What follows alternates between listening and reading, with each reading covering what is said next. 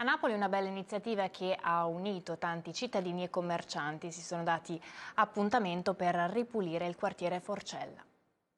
Il quartiere va ripulito. Commercianti, ristoratori, sacerdoti, semplici cittadini, in tanti si sono armati di guanti, scope e palette per pulire le strade di Forcella, centro storico di Napoli.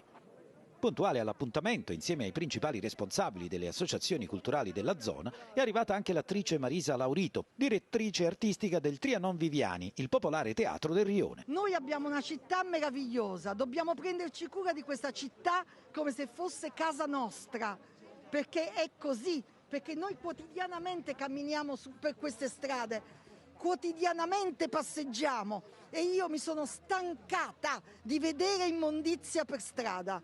Noi non ci sostituiamo allo Stato, lo Stato deve fare il suo, ma lo Stato siamo noi.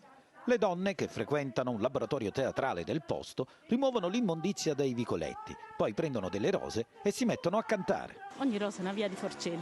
L'iniziativa denominata Forcella Pulisce Forcella è partita per rilanciare un quartiere dove le istituzioni sono poco presenti e regna illegalità, degrado e sporcizia. Questo sinteticamente vuol dire che chi dovrebbe pulire non pulisce e quindi ci attrezziamo noi. I volontari hanno ripulito anche i monumenti più importanti del Rione. Ritengo che la cesura che può partire da Forcella passando per Via Duomo fino alla Sanità può essere un colpo d'ala definitivo per lo sviluppo della città.